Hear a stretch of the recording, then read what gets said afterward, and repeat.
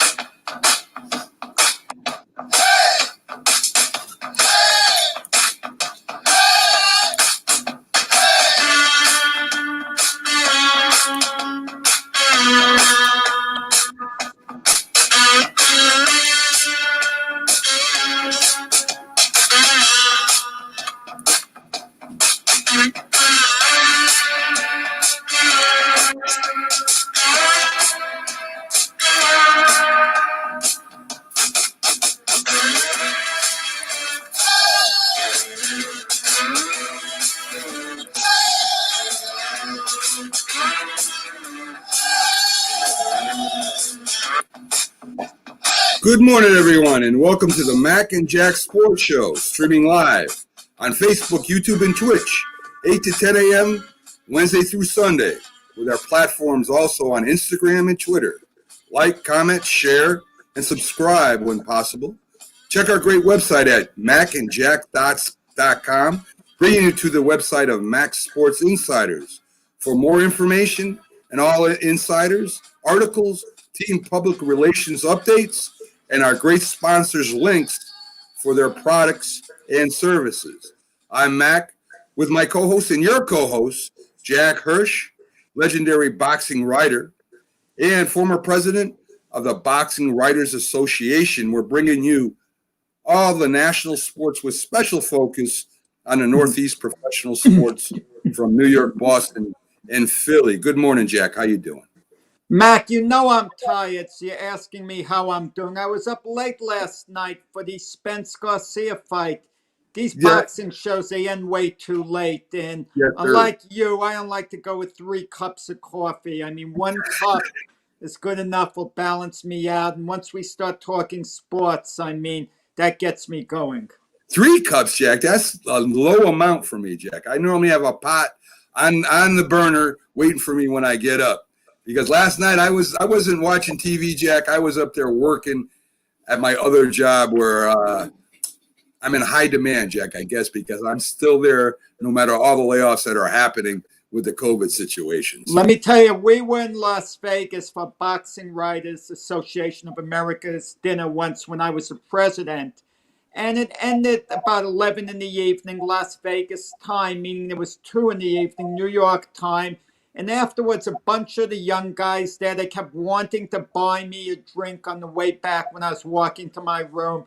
So I'm in the bar's on the side, and I'm at the bar. And before I know it, I don't want to turn the guys down. They all want to buy me a drink. I had 4 Red Bulls. Oh. You can imagine what type of night it was when I got back like about 4 in the morning, New York time. Sure, I can imagine. That must have been a lot of fun. Jolted me. Memories you'll never forget, Jack, right? So let's hit our sports updates. And as you said, you were up late last night, and being a writer for Boxing News, you're checking out the Errol Spence fight with Danny Garcia. Earl Spence won by decision. What's your take on the fight, Jack? How good was it? He was the old Errol Spence. We wondered whether that brutal car accident he was in, where he was thrown from the car. We spent a couple of weeks in the hospital, and he doesn't even remember being in the hospital. That's how bad it was. Wow. We wondered whether it would have taken a toll on Eric Spence physically, and apparently it didn't. He looked pretty sharp.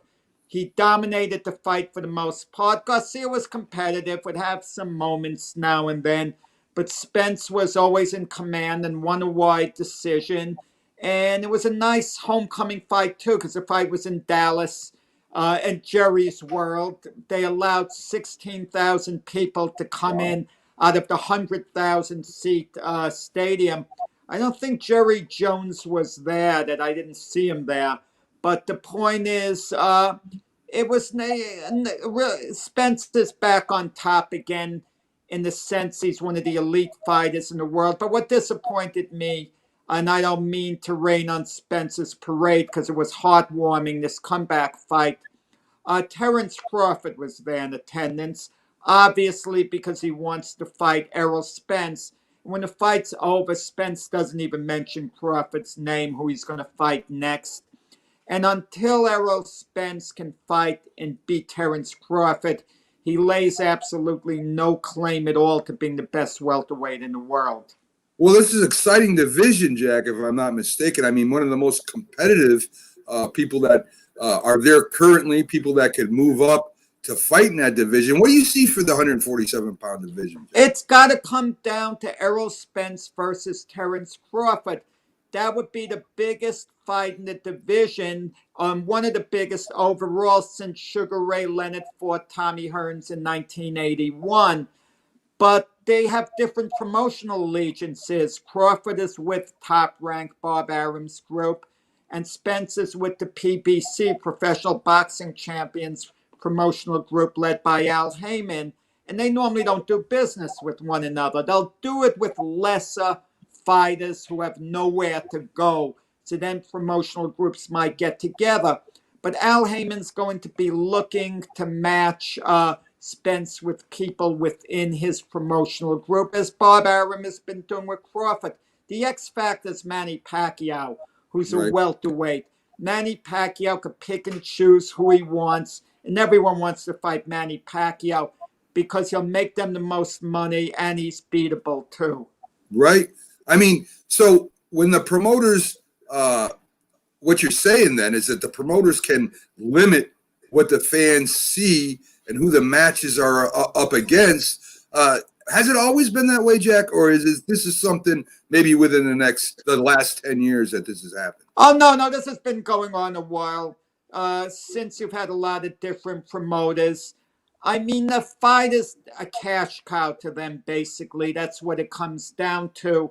And why would they want to risk their fighter losing to someone and then their fighter's value is not going to be as high, not nearly as high. But if they match their fighter with someone else in their promotional group, it's win-win because someone is going to come out ahead in their promotional group and they'll still have both guys. If Errol Spence loses to Terence Crawford with Bob Arum in the driver's seat, okay? As far as marketability goes, making money. So why? There's no need for Al Heyman, Spence's promoter, to take that risk at all. But how about the rematches, though, Jack? I mean, if he loses and say one of the fighters lose and they lose, it's a great fight, though. Doesn't that set it up for, a rematch or trilogy or something like that where both camps can make a lot of money? Well, that's a great point, Mac. What they're doing now, and this is unique, they never did it in boxing history before, is signing a 2-match clause. No matter who wins, they fight twice. They did it with Deontay Wilder, Tyson Fury, Anthony Joshua, and Tyson Fury. When they do sign to fight, the chances are it's going to be for a 2-fight deal. The winner, they'll go 50-50 on the first fight. The winner gets 60-40 in his favor for the next fight. So that's what they're kind of doing. And the promoters know if they have the 2-fight deal, at least even if the guy loses, they're going to cash in on the second fight. And co-promotions are difficult. Remember years ago, we used to have Bob Arum and Don King feuding. Right. It was hard to make fights between their fighters, but eventually it would get done. But in this day and age, it's difficult. And with Errol Spence, there's a certain arrogance there. He said before last night, he'll fight Crawford, but he's the A side, and it's got to be 60-40 in his favor.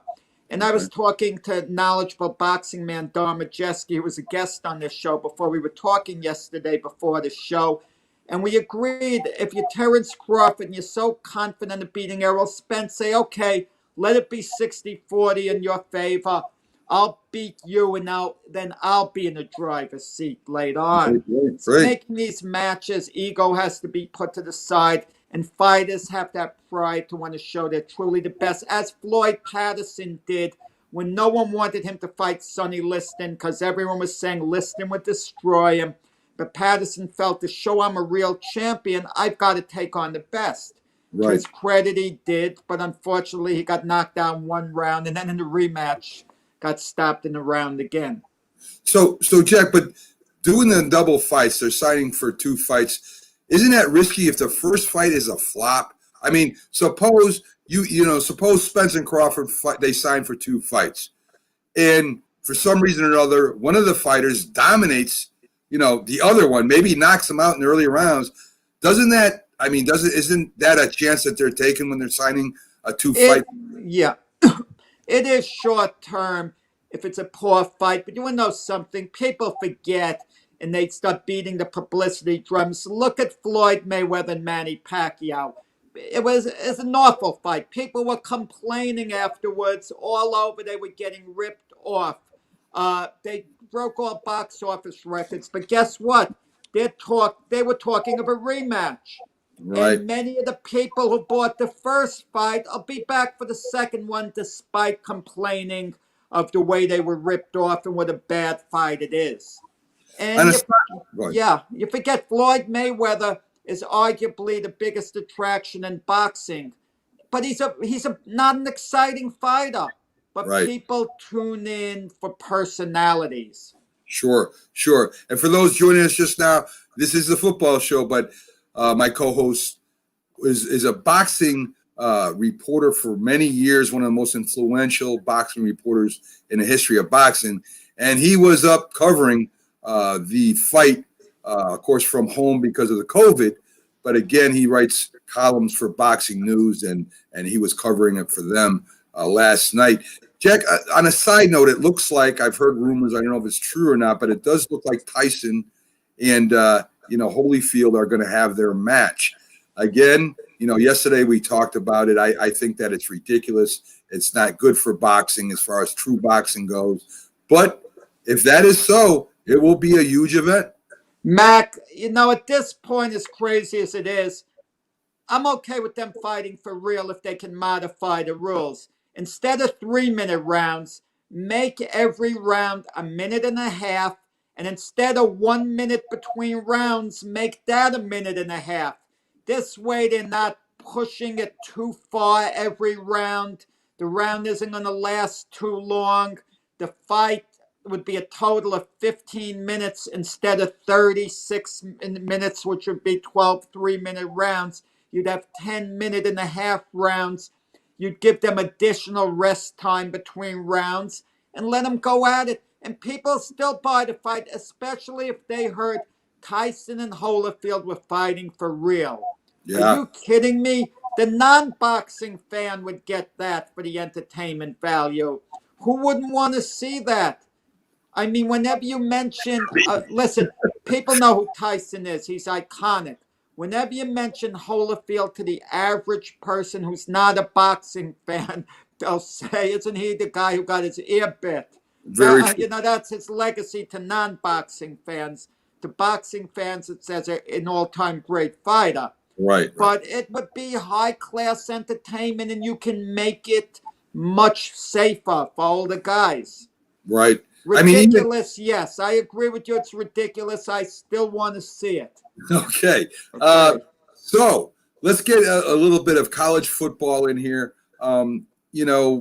Notre Dame wins. They beat Syracuse 45-21, 560 yards of offense. Book, quarterback of Notre Dame, Book is the winningest quarterback in Notre Dame history at 30-3. There's something to be said about that. I mean, I don't know if Book would be he probably will be a draft pick. I don't think a high draft pick, but he seems to have something there that, maybe he could become a great quarterback. Joe Montana in college, he wasn't. I saw the potential in him when he won the Cotton Bowl, bringing Notre Dame back. He did a few games during that year. I saw potential, but he wasn't the most highly touted, the quarterback everybody wanted in the first round. So, I mean, there's something to be said about being the winners in that history of Notre Dame, which is long and very, very positive. There's something to be said about Book winning 30 games as a Notre Dame quarterback, Jack. It does, but we've had a lot of cases with Notre Dame quarterbacks. They've been hyped up during the college season, and then once it becomes time for the draft, the scouts are onto it. They really are. And the NFL scouts deciding who goes in what draft position. That's Sure. why a lot of times you're going to see someone from a small college pick the head of a Notre Dame quarterback because they see a certain NFL type potential. I mean, Sure. some teams play out of a certain formations, which make the NFL scouts very, they're not so sold that they could execute, those type of plays on an NFL level. So 30-3 record is great. But listen, Jalen Hurts with Alabama, didn't they have in Oklahoma? Didn't they have a great record under Right. Jalen Hurts? But it Sure. doesn't really translate necessarily to an NFL ready quarterback. Very true, but the scouts do get it wrong sometimes, as with Montana. They didn't know he was going to be great as he was, or Tom Brady. So, Listen. Jameis Winston, Marcus Mariota, 1-2 in the NFL draft. Both right. guys are now backups. Okay? Exactly. There you So go. they don't always get it right, but you are correct. You'll see some teams, some quarterbacks go, and you're like, why is he going before other ones? A great Who is example. your favorite Notre Dame quarterback of all time? It's easy for you to say Montana.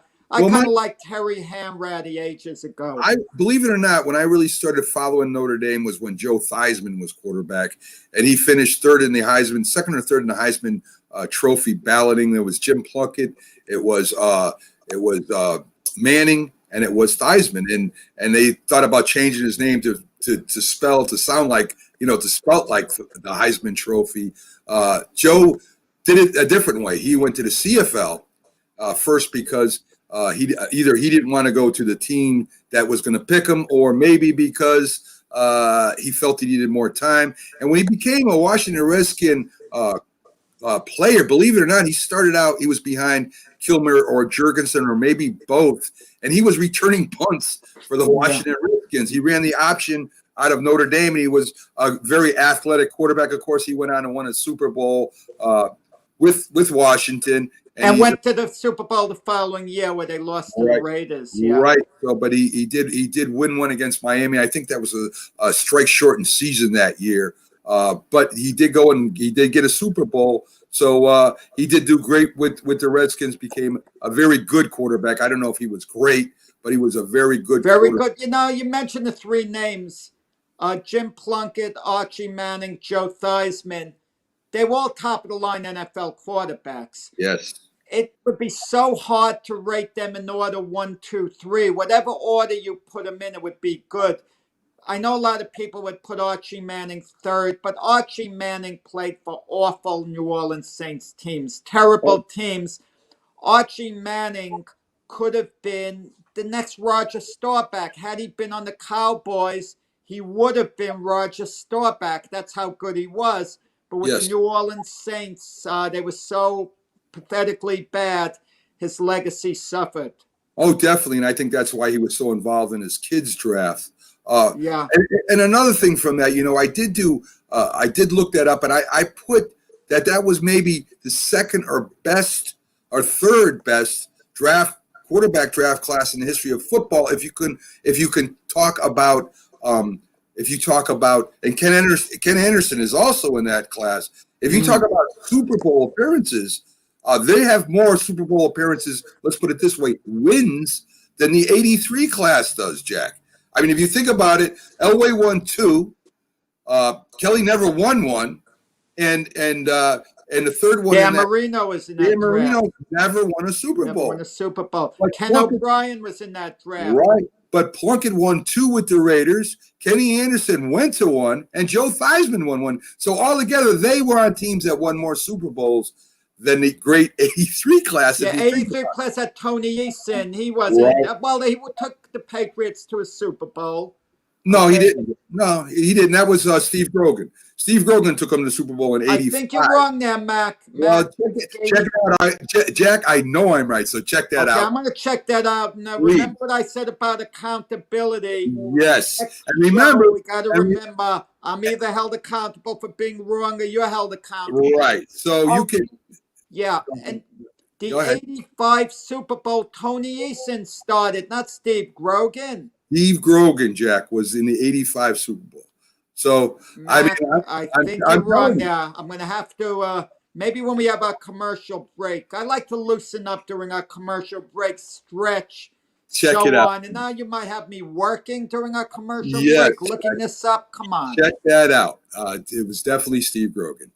Anyway, Jack, we're going to go on next to the Clemson. Of course, the Tigers roll over the Virginia Tech. Sprinkler system kicked in during the game. They had to take a break, but there was no break for Virginia Tech. Well, sprinkler system kicked in and the field got all wet. Yes, it did. They had to stop the game for a minute. So Clemson, that's worse than the ban during the Stanford game. How they could allow that as a touchdown. You got that right. The band is all on the field and the play's still going and the officials allow it to stand. What happens had the band tripped up one of the players? They would have. Yeah, I mean, the blocking was great. The players couldn't get to the running back. Yeah. So Alabama beats their arch rival LSU surprisingly by a lot, Jack. I mean, I thought Auburn was their arch rival. Well, Clemson, as far as playoffs go, has been Clemson, there. Yeah, sorry. Yeah. Clemson and LSU, when it gets down to the end in the playoffs, they beat LSU by the most points ever, the most ever scored versus LSU at 55-17. So that's a heck of a whooping they put on LSU, who normally has a very strong. You got to wonder about recruiting the outstanding young players who are not from that area. They see how one program is so much better than the others. So which school are they going to want to go to? They're going to want to go to the school that's much more ready-made to win, unless they live right in the area. Yeah, I mean, some type of link. Like, for example, the latest Manning, Cooper Manning's son, Arch Manning. Yeah. Chances are he's going to go to Ole Miss because his father went to Ole Miss before he had to retire. His uncle Eli and his grandfather Archie went to Ole Miss. So when there's a link, that counts for a lot. Well, I mean, Eli didn't go there, so there is an option. Eli went to Ole Miss. Peyton went to Tennessee. Peyton went to Tennessee. So there is another option he has there. Well, he has a lot of options coming up, Jack. That's for sure. Maybe he wants to be his own man. Maybe he goes to another college. Who knows? We'll see what happens with that. But you are correct. He won't go to Rutgers, though. Those schools aren't going to get a visit. Yeah. He probably won't. Maybe he goes to Yale, Jack. Wouldn't that be interesting? That would get him NFL ready. I mean, that's what the elite high school players with tremendous potential, that's what they're thinking about, getting NFL ready. And we talked about this on the show yesterday with baseball, the minor league system. Colleges for football for the NFL, that's their minor league system. They don't have to lay out the money, the NFL, that Major League Baseball does, because that's where they get their players from college. Definitely. So Ohio State beats Michigan State by 40, Jack. I don't think that's an impressive win. And we'll be talking about this with Robert Butler later on the show, where I think, in my opinion anyway, if Ohio State only wins 6 games, and of course they're supposed to go off strength of schedule, I really don't think Ohio State should get a chance to be in the playoffs based off their past or what their program is when you're having other schools play 12, 14 games. But it's not their fault. I know, but it's not the other team's fault either, Jack. So I agree with you're saying to a point. But again, if you're gonna let a team go in with only winning 6 games and play in Michigan, who's absolutely terrible, and Michigan State, which is just as terrible, I think that would be a wrong. I kind of think maybe this year only. They're not going to do it because of the money involved. They should bypass the playoffs and do it the old-fashioned way. Just have the polls to rate the number 1 team for the national championship. Oh, they'd lose way too much money if they did that, Jack. Right, but that's the way it used to be. I mean, that would be the fairest way for this season, I think. I have a thought, Jack. Maybe they should let one of those teams that are always on the outside looking in with undefeated seasons or 1-loss seasons in a lesser division. Maybe they give them a shot because of this year. Let them get in there and see what they can do against the big boys. I think that would be very interesting. Years ago when Barry Switzer was the coach of Oklahoma many moons ago, they won the national championship. They won beaten. But there was another unbeaten team, Fresno State, who had a weak schedule, and no Sure. one took Fresno State seriously, but they were the only other unbeaten team. So Barry Switzer knew his guys were overwhelmingly going to get the vote for the national championship. This was way before the playoffs. And of course, Oklahoma, they got the votes by a landslide. So they asked Barry Switzer, who did you vote for? He said, Fresno State. They won beaten, in my opinion. They could be called national champions. And it was kind of like he was a jokester. He may Sure. have really voted for Fresno State, just laughing, trying to be a good sport. But you make a good point. There are a lot of teams not as well known. The programs aren't as storied, and as a result, they're not given the same consideration just based on reputation and name. And not only that, Jack, it brings up a point that you just mentioned. It's not their fault the teams they play and the teams in their division are a little bit weaker than other teams in the country. So to not let them play in a championship, or maybe there should be a wild card where they have teams for lesser divisions come in and give it a shot, because it would be very exciting to see somebody like Appalachian State, come up and beat one of the powerhouses in a wild card game. And I think it would make it very interesting. Well, they throw them a bone by having all these extra bowl games with all these crazy names. I mean, and it means a lot to the players in the school. The idea, if you have a bowl game to shoot for, it gives you a certain motivation. It feels like you've been rewarded as a player by playing in any type of bowl game. It's definitely not the same, Jack. I mean, the bowl games now, you have 500 teams playing in them. It doesn't mean. But the lesser schools, I'm talking about the schools that aren't as big, and they know they can't go to any national championship tournament. When UConn gets the bowl game, Jack, I know the system is broke down. So there you go.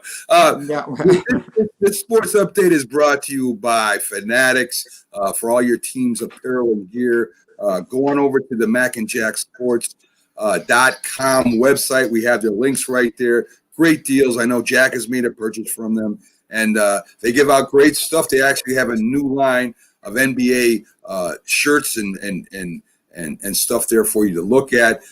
We also have a link there to their new special. We also have BST that has joined us in the sponsoring. BST, they do have a lot of sports breaks. They have jerseys, authenticated jerseys that you can buy.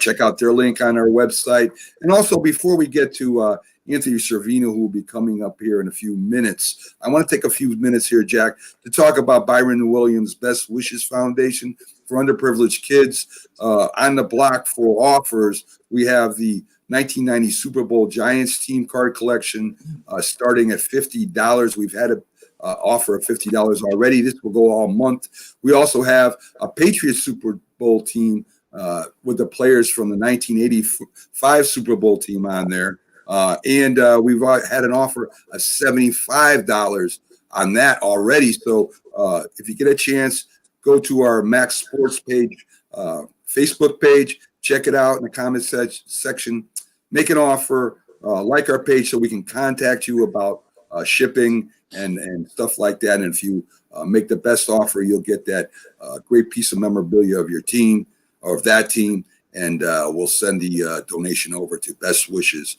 Foundation. So if you get a chance, folks, please go to Max Sports Facebook page, check it out, all in mint condition, and make an offer on it so we can help out the underprivileged kids out there. So, Jack, next coming up soon will be Anthony Cervino. He's scheduled to join us. He's our Facebook, our fantasy football expert. He has a fantasy football face-off, a great site. Go check that out and see all the picks he makes in fantasy. Plus, he breaks down the games, and that's what he does for us. He's scheduled to be up soon. We also have Robert Butler from Skope, and a broadcaster there, and we normally get into a lot of different topics with him, and we talk about sports in general. And of course, we'll be giving our picks of the games coming up, especially the locals at the end, where we cover all the local teams out of New York, Boston, and Philadelphia, Jack. So following up a little bit on Notre Dame and some of the older schools, Jack, I mean, you got Notre Dame, Michigan, which are two of the oldest schools and two of the greatest histories in college football. And for years now, Jack, neither one of them has come up and won a national championship. And you talked about Alabama and these other schools, Ohio State, Clemson. The recruiting there is unbelievable. I mean, it's almost unfair in some circumstances.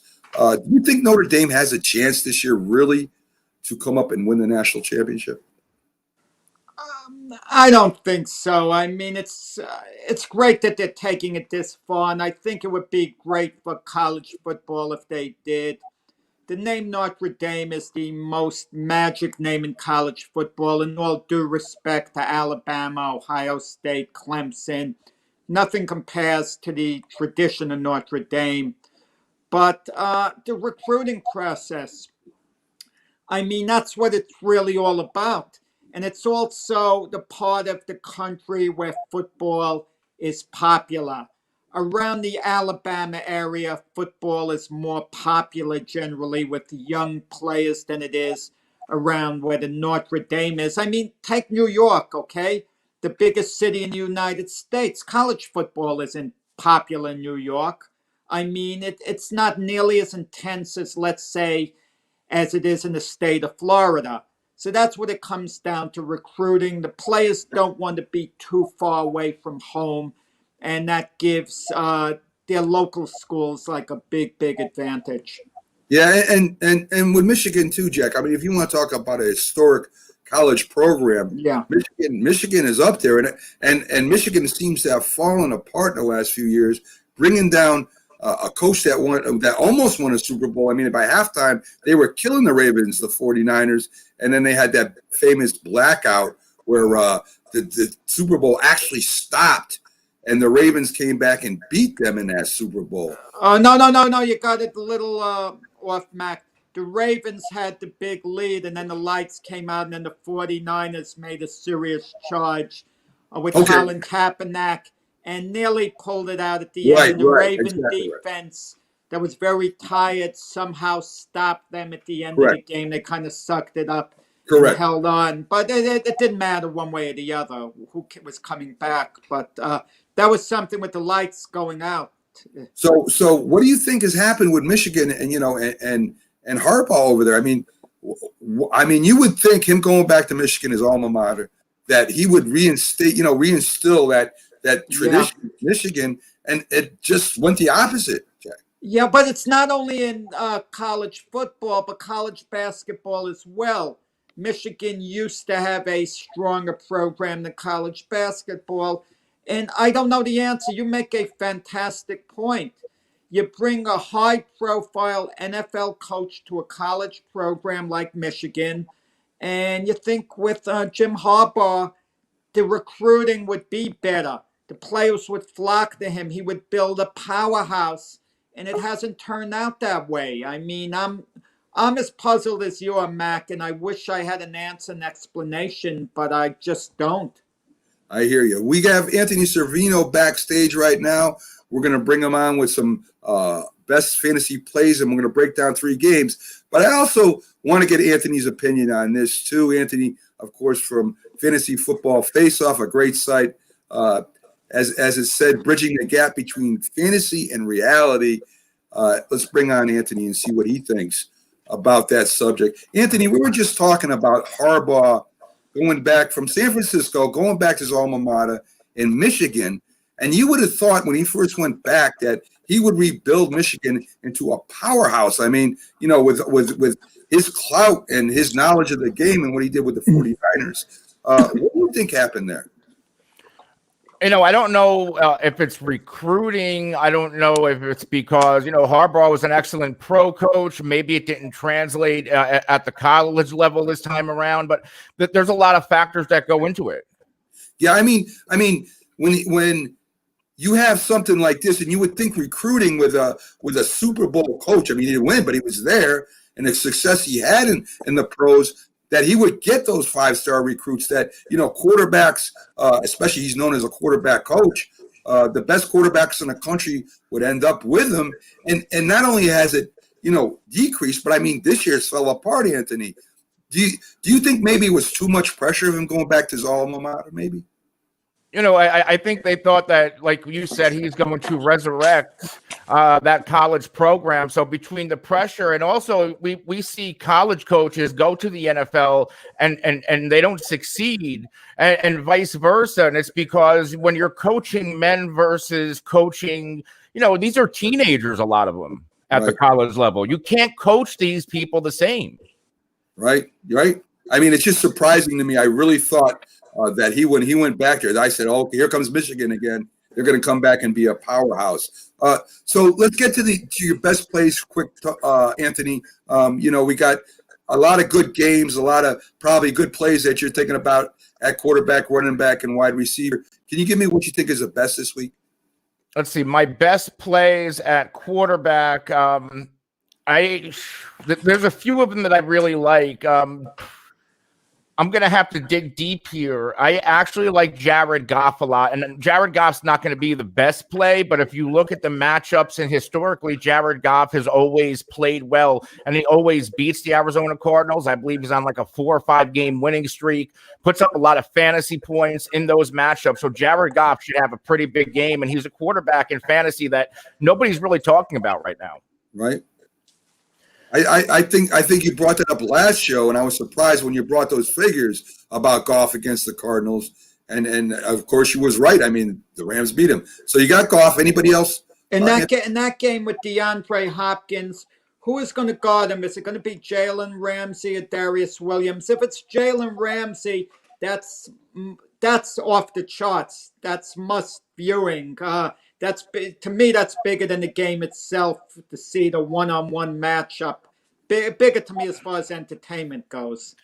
According to Pro Football Focus, Darius Williams is actually having a better season than Jalen Ramsey. They're both top 20 cornerbacks, but whoever gets DeAndre Hopkins is going to be a really good matchup. Yeah, definitely. So who else you got at quarterback, Anthony, and then running back? Let's see. I'll give you another quarterback play. Obviously, right now we don't know if Lamar Jackson's going to play. He's a guy I like a lot this week.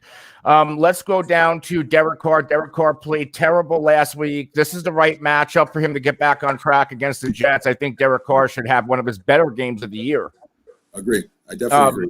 At running back, Derrick Henry has 3 straight games with over 100 yards rushing. Those 3 games were against the Colts twice and the Ravens, 3 of the better running defenses. Now you get the Browns. I think Derrick Henry is going to have another 100-yard game, and the Texans and the Titans should really roll the Browns. They have the same record, but the Titans are a better football team, and the Browns secondary is all banged up. I like the over a lot in this game. It's about 54 points right now. Okay. Let's go to the wide receiver position. At wide receiver, I mean, Tyreek Hill's been unstoppable this year, and he gets another game against the Denver Broncos. I think Tyreek has scored in all but 1 game this year, and I think he gets into the end zone again against Denver. I'll give you one more wide receiver play. Devontae Adams in his past 3 games against Philadelphia, he's either gone for over 100 yards or scored a touchdown. So those are 2 of my top receiver plays. Excellent. So let's get to the top 3 games that I think are going to be important. You brought one up already. You said the Titans you think will roll. The Browns have a great running game too, Anthony. I mean, the Titans defense I don't think is playing as well as it did last year. You got two great running backs on the Browns. I would imagine you're looking for a big score. I was thinking under. I think both teams will try to run the ball. The Browns defense is no joke. And the only reservations I have is, of course, with Baker. I don't know if he can do it against the Titans. I know that the Titans quarterback should be able to do it against the Browns. So you really believe that the over would be the best pick on that? Yeah, I like the over a lot in this game because both defenses are bad. You think that the Browns defense, they had a nice little stretch at home where they were giving up nothing, but the wind and the weather played a big role in those games. This game is being played in Tennessee, and if the running backs do well, that's going to open things up for the passing game. And I like the Titans to really pass all over the Browns secondary. They have Denzel Ward, Ronnie Harrison Jr., and Greedy Williams all are not expected to play today. That's 3 starters. The Browns are 8-3, but it's looked at as being a soft 8-3 because they haven't beaten really top of the line competition. So they're not looked at as a Super Bowl contender. But if they should go into Tennessee and actually win this game, and Baker Mayfield has a strong passing game, that he's not playing as conservative as normally, does that stamp the Browns all of a sudden as a Super Bowl contender? No, I can't. It's way too early to name the Browns in the Super Bowl conversation. Like the Browns are almost like the Titans last year when they got into the playoffs. Nobody really believed in them, and they kept winning and winning and winning. And they even had Patrick Mahomes. They had a 1 or 2 score lead on him, and Patrick Mahomes had to make his like 3rd comeback of the postseason. But I think the Browns have a long road to prove themselves, and I don't think a win against Tennessee today does it. I think a win against Tennessee and Baltimore next week is what will make people believe in the Browns. So for the Browns to win, in your opinion, Anthony, what has to click on that offense? Do they have to keep the Titans offense off the field, or do they try to slug it out with them through the air? I think their best option is to try to use the game control the clock and keep the Titans offense off the field. I know we've seen this Browns team put up a lot of points. I just don't believe in Baker Mayfield. I don't know if he can go throw for throw with Ryan Tannehill. So I think their best bet is keeping the Tennessee offense off the field. And a big difference maker in this game is going to be Myles Garrett. He's going to return this week off the COVID list. He needs to have a big game. He needs to make Ryan Tannehill uncomfortable. Otherwise, it's going to be a long afternoon. I definitely agree with that. So in the next game, Anthony, I picked this because I really believe that the Steelers are going to lose a game. I really believe that Washington is playing very good ball now. Their defense is tough. They got, you got to give it to Alex Smith coming back from that injury and playing pretty close to what he did before he got injured. The Steelers, of course, you have the coach sounding off. We played the JV. We didn't play well, blah. I mean, that's all hyper stuff to me. I think that Washington can really give them a game. And I think that if a couple of breaks go Washington way, they can beat the Steelers. Listen, we're on the same wavelength here. I like Washington. I don't have the stomach to pick them outright, but it would not surprise me at all if Washington was that team to beat Pittsburgh. I thought the Ravens had a shot last Wednesday, and they almost did it on their 3rd string quarterback and like 22 guys on the COVID list. The Steelers a couple of weeks ago let Dallas take them to the wire. And Washington's a much more competent team. Alex Smith's the best quarterback that they've had in like 2 or 3 years, and this is him coming off that injury. And they have a top 5 defense. I think they match up really well against Pittsburgh. And the biggest difference today is no James Conner. No James Conner weakens that running game. And if you're Washington, if you think you can cover those Pittsburgh receivers one-on-one, and you can stuff that running game, I don't know how Pittsburgh puts points on the board, and that gives Washington a much better chance at winning. It's a long shot, but it wouldn't be crazy to put a little bit of cash down on that Washington money line. Yeah, I agree. I don't think it's crazy. I don't think Ben moves as well as he did, and of course he's got that injured leg, and that's going to be like fresh meat to that front four. And they do blitz very well off there. In fact, that's my underdog pick for the week, Anthony. We did that on Friday. I think Washington really has a shot. Yeah, Washington. The other one's Atlanta. Yeah, very good pick. The last game I got for you is the big one for the Bills. I think this is the game, either the Bills make a statement when they're playing the 49ers. If they can beat the 49ers and show a good showing, I think then Bills are in contention for the Super Bowl. If the 49ers roll the Bills, I don't think that they're going to have a chance at making the Super Bowl. I think this is a huge game for Buffalo to show what they really are about. The 49ers, of course, will be up for this game because Buffalo's no slouch. I want to ask Anthony, the 49ers, the NFL sleeping giant with Jimmy Garoppolo and George Kittle due back this season, the win over the Rams, could they be what the Packers were years ago when they won their 1 Super Bowl with Aaron Rodgers, all of a sudden sneaking into the playoffs as a wild card and then rolling to the Super Bowl? Yeah, but they need these 2 guys to come back, and they need to win today. I don't know if they will come back at some point this year. That's the talk. I don't know if they can lose today and drop to 5-7 and still sneak into the playoffs. So this is a really big game. Yeah. On the Buffalo end, though, like if Buffalo loses this game, they're out. is going to be, well, it was Nick Mullins. If Nick Mullins beat us, or if they beat the 49ers, they beat a Nick Mullins 49ers team. So that right there is going to discount everything either way. Well, the reason why I'm saying that, Anthony, is because Buffalo seems to find a way to lose certain games where they shouldn't lose. This is a game to me that Buffalo, why I say this makes a statement for them, is San Francisco, even with their backup quarterback, is still a good team as they showed last week. If they can really put a good showing against the 49ers and not – if they lose to the 49ers, I think Buffalo doesn't have a shot this year. If they beat the 49ers, take care of business like they're supposed to, that's what good to great teams do. And that's why I picked this as one of the games. And you picked and you like who to win? The Buffalo Bills? Oh, I definitely like the Buffalo Bills to win. But go ahead. I want the 49ers to win because I think they are a sleeping giant. And I also picked the Miami Dolphins to win the division a couple of weeks ago. So that works both ways for you. So Mac and myself are constantly arguing, Anthony. Please tell him that Brian Flores has decided that Tua's the starting quarterback. Case closed. Matt keeps insisting that Fitzpatrick might be the starter going forward if Tua just has one bad game. All the reports that I'm seeing today that Tua is going to be the starter, he took all the first team reps and they still haven't named him the starter, but I think it should be Fitzpatrick. I don't think they should turn back to Tua, but I think that's what they're going to ultimately do. Now, to your point, if Tua goes out there and does not play well, if he does get to start today against Cincinnati, then it might be the end. Because the last time we saw Tua, they benched him in Denver for Fitzpatrick, and that was a game against the Broncos that would have kept them in first place with Buffalo right now. That was a must-win game against Denver, and Tua had a terrible game, and they put Ryan Fitzpatrick in the fourth quarter to try to save it.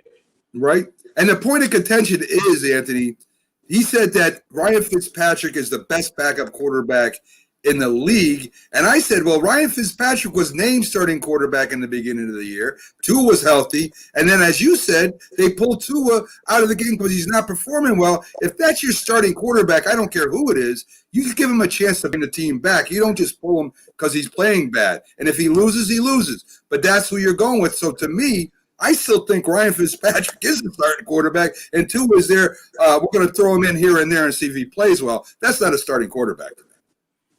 Yeah, they're setting that tee back. I think a lot of that locker room, they believe Ryan Fitzpatrick should get this opportunity. Thank you. And I said that too, because if you have, as Keith Angle said, if you have two starting quarterbacks, you don't have any starting quarterback. Let's see, Tua's going to play and he's going to light it up today, and that'll case closed. Hopefully, because they took a huge chance in signing that man. I want to talk about what you said about the Falcons and the Saints real quick. Anthony, the Falcons seem to play the Saints tough every year. They normally split with the Saints. Of course, we know no Breeze. And the Saints are still favored by 3. The backup quarterback, I think, is doing a great job for the Saints. But the Falcons show signs in certain games that they got a powerful offense, too. So you like the Falcons this game?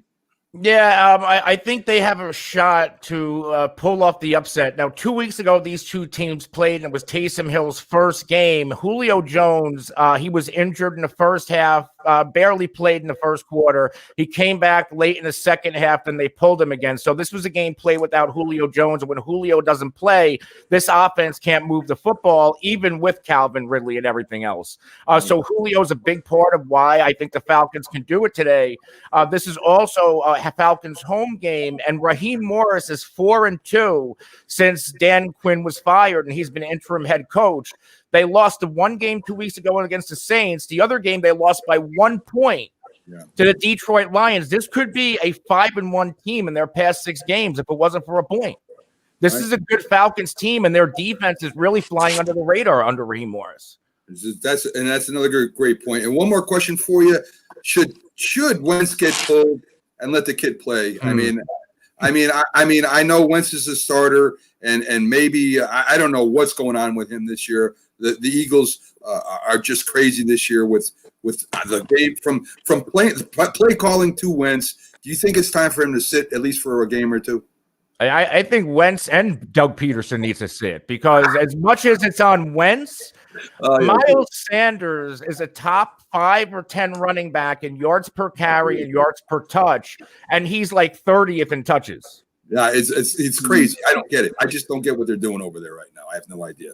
Well, Anthony, it's always a pleasure having you on. I mean, I love your insight, and of course, we have you for your fantasy. Of course, that's what you're known for. But guys, go over there to the fantasy football face-off. Check out how they break down games and the conversations they have about football over there is tremendous. Anthony, thank you for coming on. Thanks, Anthony. Thanks for having me. And we'll see you next week. So there you go, Jack. Good stuff. Yes. So, some pretty good points he made about the Falcons. I didn't think about that when we were talking underdogs, but they're only underdog by 3, Jack.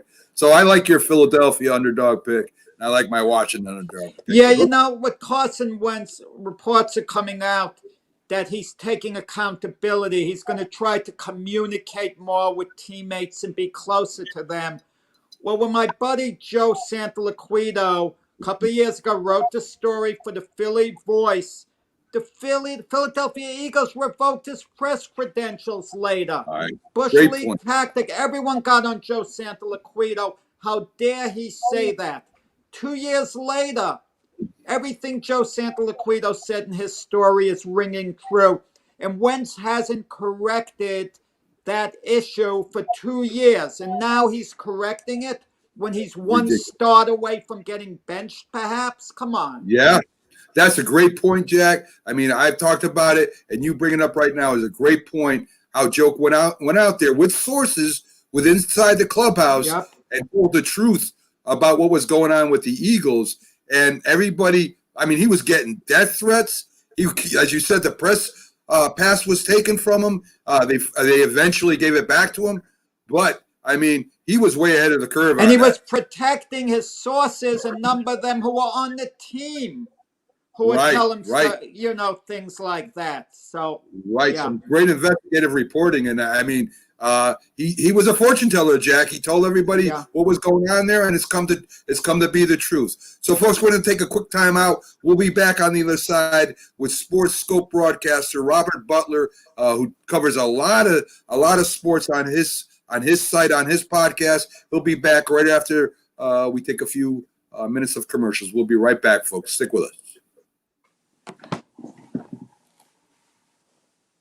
If you served honorably in our nation's armed forces and you're looking for a way to continue serving your fellow veterans in your community, then join AMVETS. Each year, AMVETS members volunteer millions of hours at VA healthcare facilities from coast to coast, helping to improve the lives of their fellow veterans through the VA Voluntary Services Program. AMVETS posts and departments also participate in a wide variety of community service projects, ranging from Americanism in our schools to supporting the Special Olympics and Boy Scouts of America. If you no longer wear the uniform today, you can still serve through the AMVETS by joining today at amvets.org. When you hear the word asthma, you probably think of shortness of breath, coughing, or inhalers. Lots of things can trigger asthma, but the fact is that asthma doesn't just attack, it can kill. But with proper medical management, asthma is controllable. If you experience shortness of breath, wheezing, tightness in your chest, or persistent nighttime coughing, you may have asthma. See your doctor and get the facts. You'll breathe easier. For more information, call 211-INFO-LINE. A message from the Connecticut Department of Public Health, keeping Connecticut healthy. Hi, Grandma. What's for dinner? Hey, honey, I'm making stew tonight. Ooh, can Nina come over? I'm not sure about our new friend. I wonder if there's been any drinking going on. Alcohol at her age can lead to so many bad things. I've been meaning to ask you, what would happen if someone offered you a drink? Grandma? This is hard. She's so young, but I know I need to talk to her about it now before someone tries to give her alcohol. If anyone ever does offer you a drink, I want you to say no. I have too much respect for my family, and I don't want to get in trouble. Okay. Really? I promise, Grandma. I love you. Okay, how about tasting the stew and telling me what you think? Some children may try alcohol as young as 9 years old. It's not too early to talk about drinking. For tips on how to begin the conversation, visit underagedrinking.samhsa.gov. That's underagedrinking.samhsa.gov. This message brought to you by SAMHSA and this station. If you talk and they will hear you every single time. Now we're getting killed. Yeah, well, Kyle's not here. How come? Kicked off the team. Didn't Tim touch him? Kyle's here in the park a couple of nights ago. Really? Yeah. Zero tolerance. He's out for the season. Come on, it's a first offense, right? That we know of. But why should that matter? He knew not to drink. I made it clear to Matt that's what we expect from him. What have you said to Tim? Nothing really. You know, a lot of kids try it at this age, so. Yeah, well, a lot of people don't try it too. I'm not saying that Matt's going to be the perfect kid, but if I don't tell him what we expect and why he shouldn't drink, how's he going to know? You think kids that age really listen? They never admit it, Bill, but they hear more than you think. Talk. I hear you. For more information about talking with kids about underage drinking, visit underagedrinking.samhsa.gov.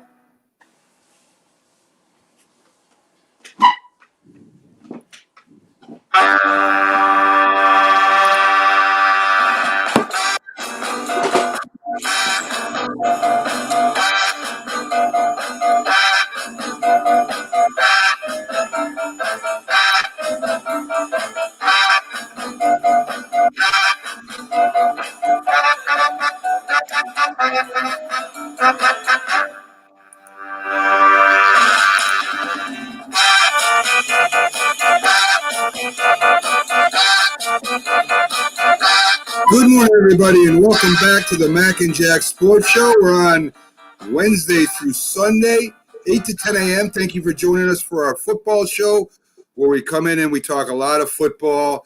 We talk about the national games, of course, Jack, and we also talk about the locals a lot near the end of the game, which is what we're here for. Boston. And we got to talk about the 1985 Super Bowl. I Googled it. Go ahead, Jack. Great. We And will you're talk right, about it. Steve Grogan did play, but Tony Eason started. They both played. Thank you, Tony Jack. Eason got beat up. You remember the guy who finished Thank the you. game, Steve Grogan, but Tony Thank you, Eason Jack. was their main quarterback, so I was right. Well, so was I, Jack, wasn't Steve Grogan was your relief pitcher. Well, They Steve took Grogan, out their starter, Tony Eason, and they brought in a relief pitcher. I agree with Something you, that Jack. you're against. But see, I agree with that. But see, you said I was wrong. I was not wrong. I didn't say you were wrong, did I? You were telling me, well, they both were quarterbacks. Thank in you. that game. Thank you, But Jack. Steve Grogan came in out of the bullpen. Of course he for did. that game. Yeah. Of course he did. Steve Grogan was a great quarterback for the Patriots. He was quite an athlete. But again, Jack, great quarterback. I don't know, Mac. Come on. I would say for the Patriots, he was a great quarterback, Jack. I'm not saying he was good. Yeah, he was good. I remember before that game, Eason was starting. Steve Grogan didn't know whether he'd even get in or not because they anticipated New England from their end. It was going to be a close game. They didn't know they'd get blown out 46-10. Against that buzzsaw. And he was saying he wants to get in the game at least one play even on special teams, so he could say he played in the Super Bowl. He didn't know he'd get in and have to face the feared bad defense late in the game. And Steve Grogan could have probably played on special teams. He was that good of an athlete, Jack. Yeah. So anyway, Jack. So we're both right. Yes, we were. Yes, we were. So we do have backstage right now one of our favorite guests, also Robert Butler, who joins us every week on Sunday. He's the host of Sports Skope, a great podcast over there covering all sports, including football. He has a lot of great posts, does a great job, and he always looks sharp too. And that's one of the reasons why I like having him on. We're here in our sweatshirts and sweaters, and Robert's dressed to the T. I like different styles, Matt, even casual, different stuff, to have so on. I mean, I understand you roll out of bed. I kind of get up early and I look at my wardrobe. It might not be the fanciest, but I kind of analyze what I'm going to wear. Right. But today, what is it, Coney Island I got on me? Yeah, I'm not sure what it is. World's famous Coney Island. Is that a bedspread or is that actually a sweatshirt? Is what I'm trying to say. That's a sweatshirt. The guy that got it directly from Coney Island itself. Has Coney Island ever had a meaningful football team around there? That's a good question. I I'm think sure they if someone did their research, they'll find they had a semi-pro team in Coney Island. 1931. In fact, I've seen articles where Coney Island did have some kind of sports team out there. I'm not sure exactly. Well, they have the Cyclones out there right Right, now, the right. Met minor league affiliate. Right. So Sports. so Coney Island has been in sports, but of course they're known for their great amusement park and hot dogs. So there you go. So, Yeah. Robert, Nathan's, yeah. yeah, Robert. So how you doing today, my friend? Hey, I'm good. Looking forward to today's game. We got a big game here in Nashville. A lot of talk about Baker Mayfield, the Browns. Can the Titans keep their momentum going? So Right. that's both 8-3. Can you guys believe that? A few years ago, the Cleveland Browns got the #1 pick overall. Now they Yes. got Myles Garrett back. Not sure if Tennessee can win it. I mean, I think Tennessee will win it, but it's been a lot of talk around here in the national scene, I noticed. For that. Baker Mayfield's been a game manager. It's been the running game in the Cleveland defense. And he's been the quiet man lately. They're just winning. If you force him to open up and throw the ball a lot, is that going to work to the Titans' advantage? Well, Tennessee doesn't have a pass rush. He's probably going to be forced to throw. I think they'll make some plays. I think Tennessee, with their running game right now and the way they're playing, they'll probably be able to outscore them. I still see it being a fairly close game, like a 30-27, maybe Titans. I guess the buzz is if Mayfield, gets demolished like he got demolished against the Ravens or the Steelers early in the season, is he the guy? I don't know. I know he's not as quick with his footwork as he should be as far as getting out of pass rush, but Tennessee don't have a pass rush. I just read this morning that Clowney is getting season-ending knee surgery. So are we ever going to be done with Clowney? Are we ever going to just say Clowney, just stay off the field, do something else, because the man has never lived up to his expectation. He's always injured. And I mean, yeah, he's an incredible athlete, but he's always hurt. And I just don't get the Clowney thing. Right. Let's get to some of the topics, Robert. Chris Collinsworth just apologized on his Twitter account because he said that he was surprised that Pittsburgh fans, the female fans, were so knowledgeable. And right away he got blasted, being called, saying that's a sexist remark. And, how could you say that? He comes back, he apologizes. And, of course, that's a big network he works for. Yeah. And they don't want no bad press, and they don't want, the sponsors. Do you think maybe commentators apologize too fast for their comments? I mean, it's not a bad comment. In fact, it was a compliment, I think. Right. Yeah. It's a generational thing. My mom couldn't tell you anything about it. Everything in sports is just a ball game. I mean, it's either it's a baseball game, it's a football, it's just a ball game. So yeah, for someone like of her generation, that being said, Twitter has changed. I personally didn't think nothing of it. That being said, now you've got female refs in the league. There's females that talk about fantasy at a deep level. They can break down games now. There's females in the coaching and stuff now. I get it, but Twitter that's the key word, Twitter. It has totally changed everything. It's the world we live in now because it's live interaction. As the game's going on, you can see Chris Collinsworth trending right off the bat. As soon as he said that, you see his name trending, and then those NBC executives see that. People around the league see that. All these public relations people see that. So you really have to watch what you say because people on Twitter, which really doesn't reflect America, but there's enough media people on there that can change that, And it's very unfortunate, but it's 2020, guys, and it is what it is, It's unfortunate in the sense that we all slip up from now and then.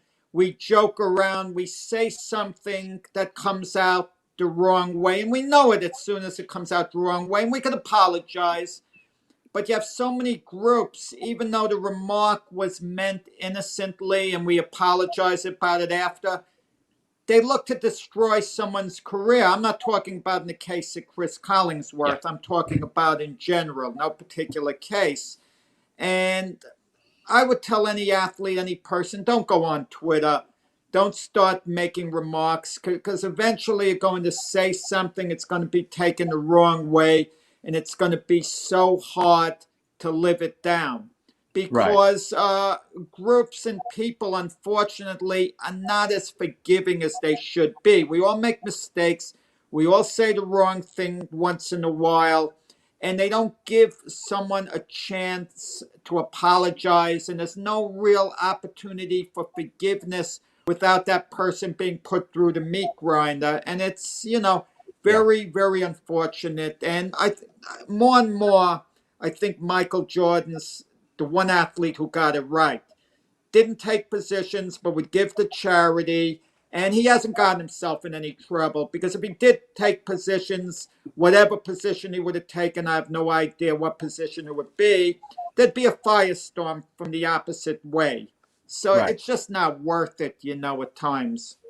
Yeah, I think so too. I was just watching The Last Dance again on Netflix, and he made the comment, Republicans buy sneakers too, when he was As a joke. As a joke, because Yeah. they were asking him to give to a guy's campaign or come out and support the guy, and he just said that just wasn't my energy.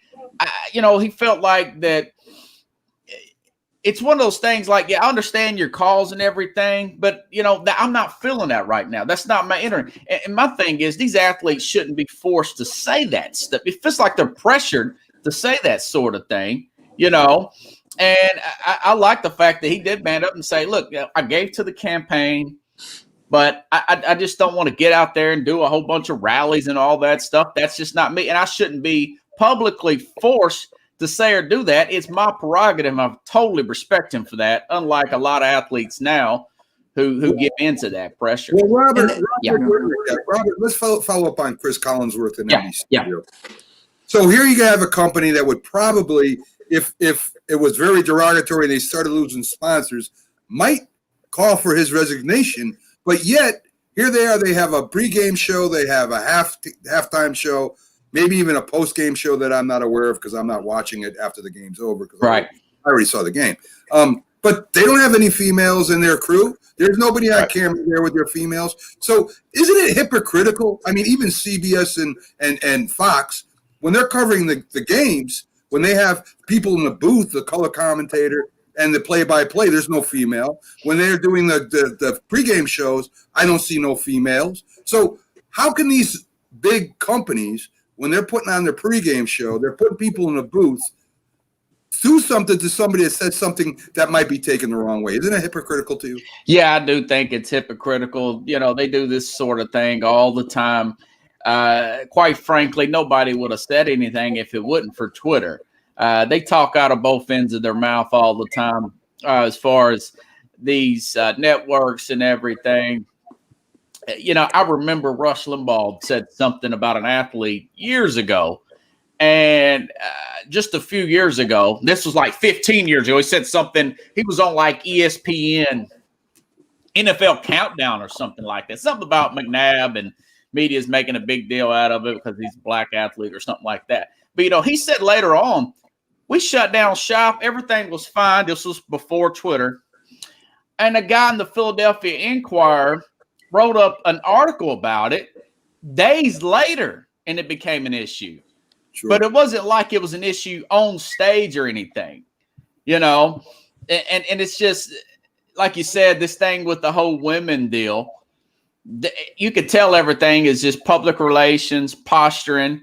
It's just so hypocritical. But if you get someone else from the media that steers up something, and then, okay, well, or sorry, we had to do that. But yeah, I'm totally against this cancel culture deal. I mean, you've got Grant. Remember, I want to say the guy's Grant Napier. He was the play-by-play Sacramento Kings. Yeah, for 30 years. And he gets for saying all lives matter to DeMarcus Cousins, and then he gets fired for that. That was a total Twitter thing, outrageous. Yeah, that he would get let go.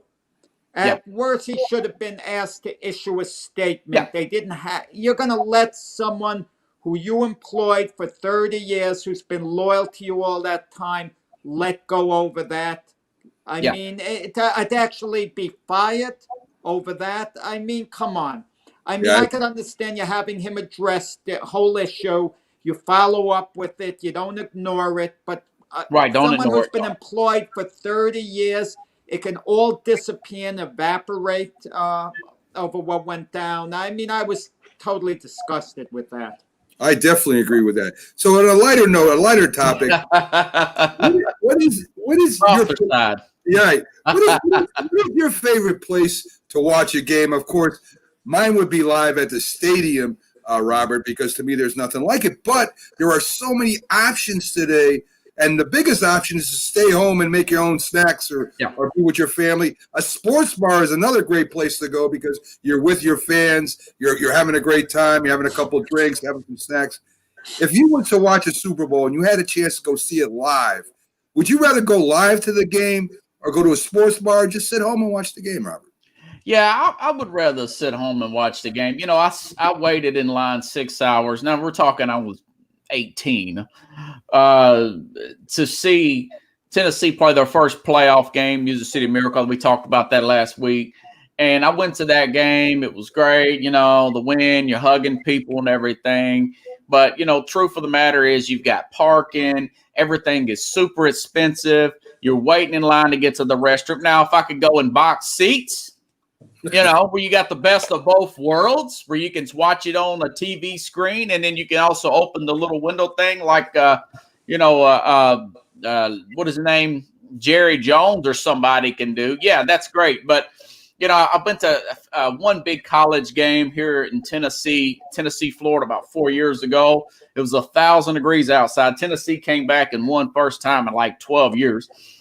And I thought to myself, that was a great game. It was a great moment. But, man, this was a lot of hassle, a lot of money, a lot of hassle. Much rather just watch it at home and go to the restroom and not have to wait in line. Game, yeah.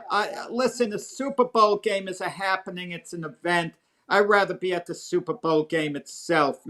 I can't understand for the life of me, and I admire them, the fans, let's say in Green Bay, 0-degree weather, going to the game.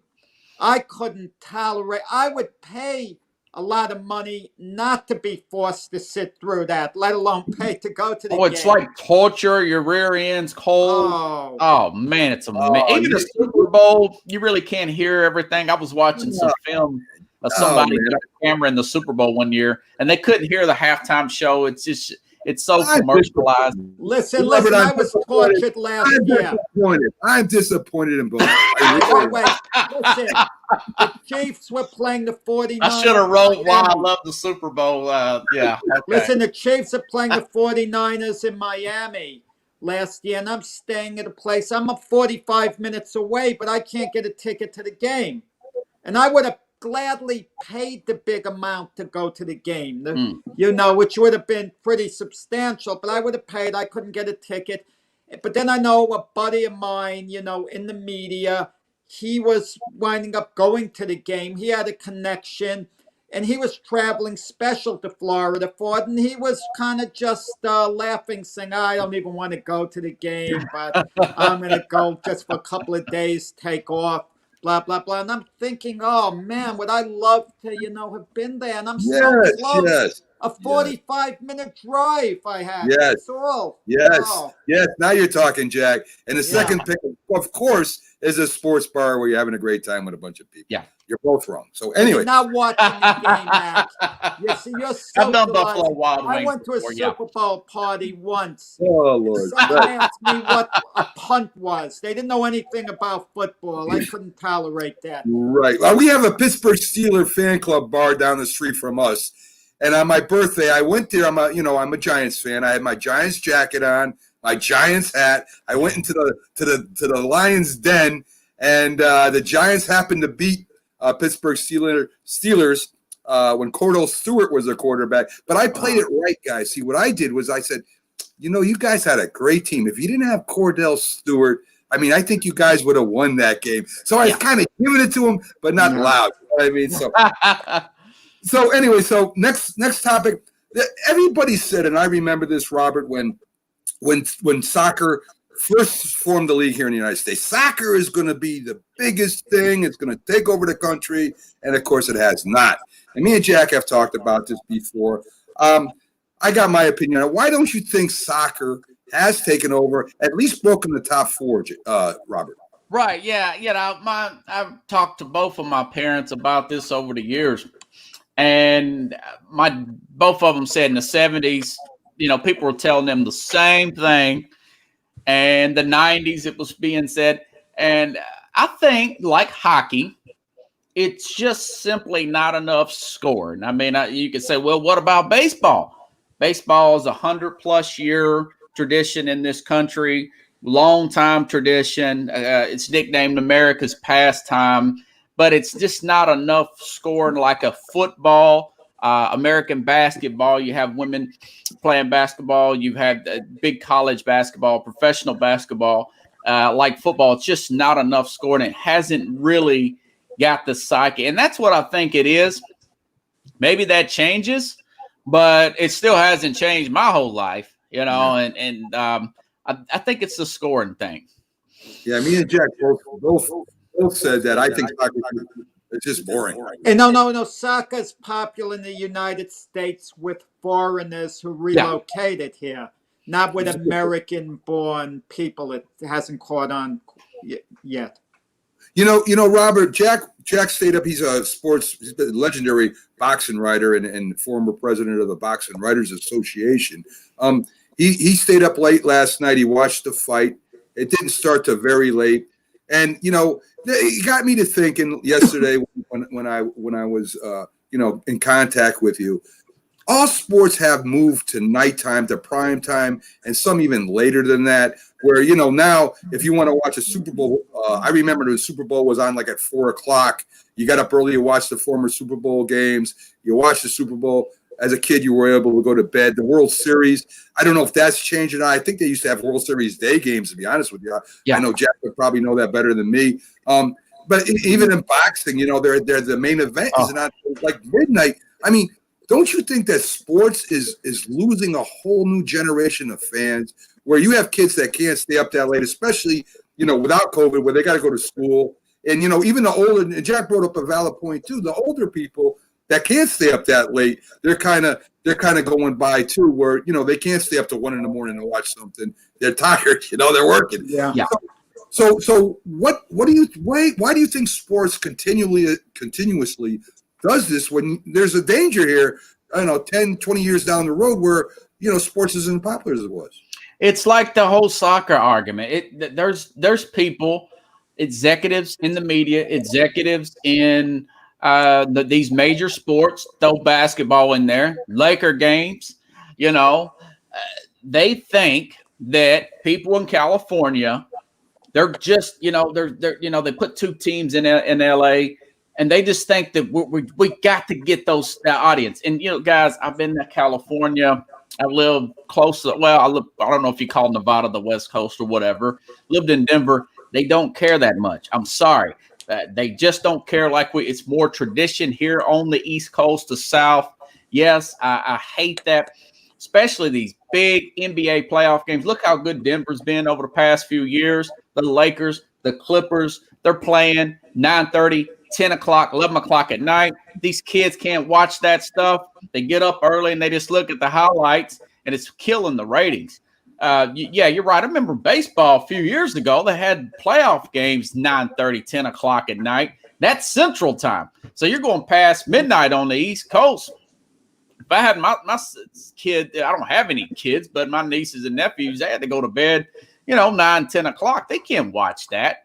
And yes, you're losing a generation, and it's all about the West Coast, and they don't even care that much. The ratings bear that out. I do not get it. There's still somebody holding out hope, the powers to be, in air quote, that's going to happen. But I think every game should start about 7 p.m. Central, 8 p.m. Eastern. And I don't care if they're playing in Oregon or they're playing in New York City. That's just my opinion. Let's compliment the NFL for their start of the Super Bowls at 6:20. Yeah. Kudos to the NFL for doing it that way. Yeah, and to put it on Saturday would just make the world a better place. Yes. I mean, I know tradition is Sunday, but what's wrong with Super Bowl Saturday? I have no reason why that shouldn't be. I've been found for that for years. Me too, Robert. Let's talk about the college football real quick. The rankings come out. Ohio State is number 4. They've played, I think, 5 games now. You've got teams out there that have played 12 games, going on their 13th. If they get 6-0, there's talk. Of course, they would have to win their conference, but that won't be too hard. You got Michigan and Michigan State. I mean, these teams are not that good. Is it fair to put Ohio State in that championship series with only 6 wins? 6-0, just based on what their program has and what the past has been. When you have the other teams that are winning, 12, they go 12-0 or 11-1. Is that fair?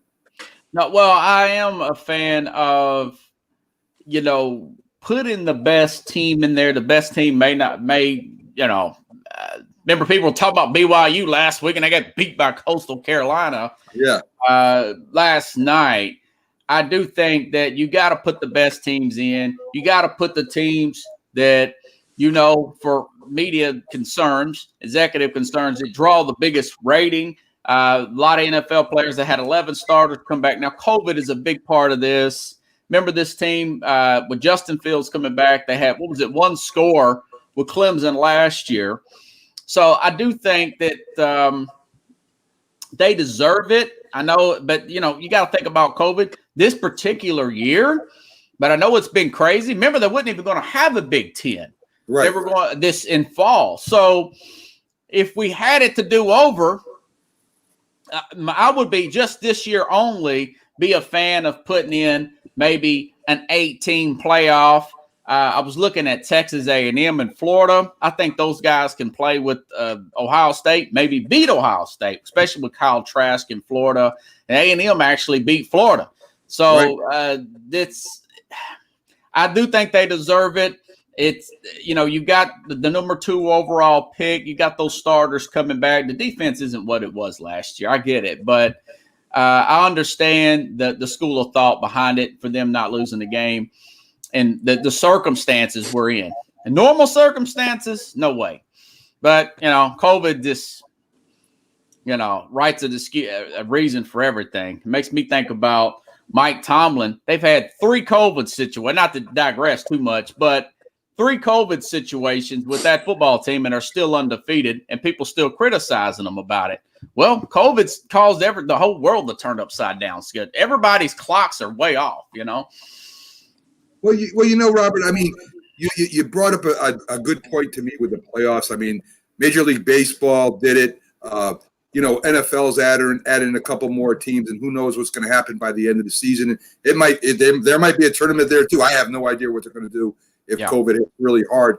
But to me, 6-0, and they go off records, but they also go strength of schedule. And I think it's very unfair that teams that are even with 1 losses, everybody has a bad game once in a while, to discount them when a team's only played. But you want to know something? At the end of the day, they're going to crown a national champion, and no one is going to remember or care. Okay, such as what went on with the NBA this year. They're saying should there be an asterisk next to the Lakers winning the NBA title? Is it as meaningful as past years? At the end of the day, they're just going to see the Lakers won the title as time went by, and no one's going to consider the COVID situation. Yes, for the record, I think this Alabama team would destroy them the way they're playing, not unless Nick Saban gets COVID again, which I'm hearing it's not likely, because they're the 4th seed. Alabama's the 1 this year. They're playing at extremely high level. I did not see them playing at this level, even for Alabama standards. So you're right. I think it'll be an afterthought when we look back in the history books, Jack. It'll be an afterthought. It seems the cream has come to the top in every sport, even with cream COVID. to the top. Yes. One last question before we let you go, Robert, unless Jack has another one for you. We did a segment called Underdog Picks. Jack took Philadelphia, believe it or not, to win this week's game. He thinks that maybe they're just sick and tired of being sick and tired of each other and everything else. And maybe they put it all behind them and they maybe they just go ahead and beat the team this week. I have Washington upsetting Pittsburgh. I think Washington is playing out of their minds, and Steelers without their star running back and Ben being hurt a little bit. Maybe Washington can put some hits on them. So if you had an underdog pick this week, who would you pick, Robert? Well, earlier this week, the Chargers were considered an underdog at home against the Patriots. Now I think that spread has put the Chargers a 1.5 point favorite. I know a lot of experts I've listened to have picked New England to beat the Chargers in LA. There's a lot of talk about Anthony Lynn and these one-score games. Me personally, on my show, I picked the Chargers to beat the Patriots because of Joey Bosa, and that pass rush is unbelievable. I guess it's somewhat of an underdog, but now it's kind of changed. But I think the Chargers do get their first actual big win of the season, and they beat with their pass rush. I think Herbert can run around because they don't really have a pass rush for the Patriots. They get it secondary, but I think Herbert can run around enough, make a few plays in LA. If that game were to be playing in New England, I would go the other way. Okay, all right. Jack, that's somewhat of an underdog. I don't know. I mean, Yeah. Will the Jets win a game this year? Oh, now the Jets could win. If Nevada didn't come off such a horrific embarrassment loss to Atlanta last week. They've got injuries. Jacobs is out. Someone else is out. Yeah, the Raiders.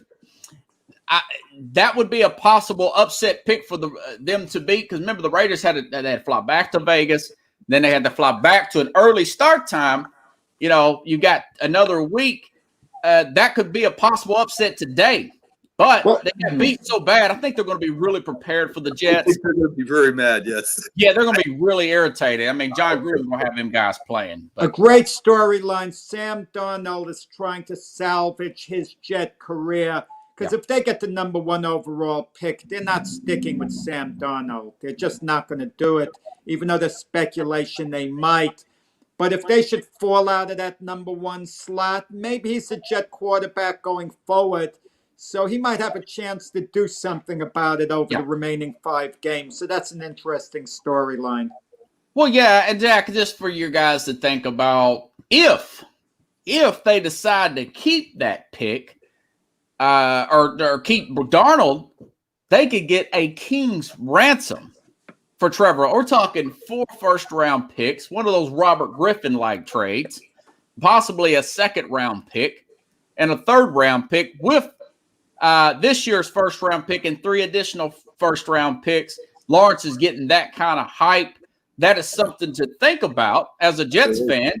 Maybe they do win today and they get a little bit of a momentum going. They've got Jay Crowder back. What's his name? Perriman. They've got a 140-year-old running back there at lead, Frank Gore. Other than that, that would be a good trade piece. They've already traded Jamal Adams and rebuild that way. Wouldn't that be great? Imagine the Jets go number 1 overall and Jacksonville went number 2 in the draft. They badly want Trevor Lawrence. They flip-flop with the Jets, give the Jets a few additional high draft choices, and the Jets draft Justin Fields with going number 2 in the draft. That would be off the charts. Can you imagine Justin Fields they really like more than Trevor Lawrence, and they could pull that off? That would be phenomenal. Well, the flip side is, of course, if, Lawrence goes to another team and he wins 2 or 3 Super Bowls, the general manager's reminded about that rest of his life. Guys, I end with this, Ryan Pace for the Bears. Mac's idea is draft Trevor Lawrence, don't trade Sam Darnold, let him battle it out for the quarterback position and keep them both in the future. For years to come. I don't agree, but that's Mac's reasoning. Well, that would be a trade piece. I was saying with the Bears general manager, was it Ryan Pace? He drafts Trubisky over Patrick Mahomes and Deshaun Watson. The Chicago people are never going to let him down for that. Well, listen, No, the Jets are given a pass not taking Patrick Mahomes. They took Jamal Adams, which was a great Oh pick. yeah, that's So you genius. can't criticize, the Jets in that draft. Yeah. Well, not the Jets. I was saying about the Bears, but yeah. Right. But listen, but at the time, people weren't complaining. I hate the second guessing. I don't mind if people were critical at the time. Yeah. Okay. Like I was critical many years ago in the NBA draft after the Rockets took Hakeem Olajuwon, who they should have taken. Portland taking Sam Bowie ahead of Michael Jordan. I went crazy over what a terrible pick it was at the time. It's not a second guess now, decades later. But but second guessing is prevalent all the time. Yeah, NBA, they're always going to take the big, no matter what. Yeah. I mean, At that time. It's changed a little bit now. Well, yeah. Robert, I want to thank you again for coming in. We enjoy your visit every week. Have a great day today watching the games. And folks, if you're out there, check out Sports Skope, spelt with a K. Robert does a great job over there breaking down not only football, but college, other sports too. Does a lot of great posting over there too. So again, Robert, thanks for coming in, and we'll see you again next week. Thanks. Sure. Hey, and today could be that day for the Jets. Could be. Could be. Hey, the Giants, they win too. You never know. Yeah. Now you've been drinking, Robert. Thank you for coming in. Take care. There you go, Jack. The great Robert Palmer comes in again. I'm guilted, Mac. I'm a Jet fan, and how can I say I'm not rooting for them to win? Yeah, I know. It's awful. It's awful. I'm conflicted so badly. I watch the game, and I'm cheering when they make a good play, and then I catch myself. This is like nice short term, but could be really bad long term. So, okay. So what we're gonna do, Jack? We're gonna take a quick official timeout. We'll come back. We'll show some of the comments of the show so far, and just a little outlook on what they've been talking about. And then we're gonna do what we get paid for, Jack. We're gonna come in and we're gonna give our picks, and especially talk about the locals. If I have time, I'll get the coach's desk in. We'll see what happens. But folks, we'll be right back in a few minutes. Stick with us. And we'll see you on the flip side. If you served honorably in our nation's armed forces and you're looking for a way to continue serving your fellow veterans in your community, then join AMVETS. Each year, AMVETS members volunteer millions of hours at VA healthcare facilities from coast to coast, helping to improve the lives of their fellow veterans through the VA Voluntary Services Program. AMVETS posts and departments also participate in a wide variety of community service projects, ranging from Americanism in our schools to supporting the Special Olympics and Boy Scouts of America. If you no longer wear the uniform today, you can still serve through the AMVETS by joining today at amvets.org. When you hear the word asthma, you probably think of shortness of breath, coughing, or inhalers. Lots of things can trigger asthma, but the fact is that asthma doesn't just attack, it can kill. But with proper medical management, asthma is controllable. If you experience shortness of breath, wheezing, tightness in your chest, or persistent nighttime coughing, you may have asthma. See your doctor and get the facts. You'll breathe easier. For more information, call 211 Info Line. A message from the Connecticut Department of Public Health, keeping Connecticut healthy. We all make choices. When it comes to alcohol, kids make choices whether to drink or not. Bye-bye. Remember, I'm going to Alex's party tonight and sleeping over. Hey, have a seat for a second. Remind me about that party again. And adults make choices whether to talk about it. That's true of parents and every other trusted adult in a kid's life. Kids want to know our expectations when it comes to alcohol and other drugs. They want guidance and honest answers to their questions. And it makes a difference when the message is consistent and part of everyday conversations. So talk with your kids and help lead them on a positive path. Because when you talk, they hear you.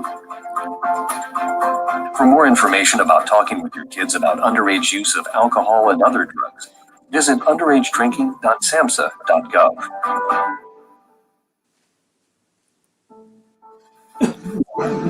We all make choices.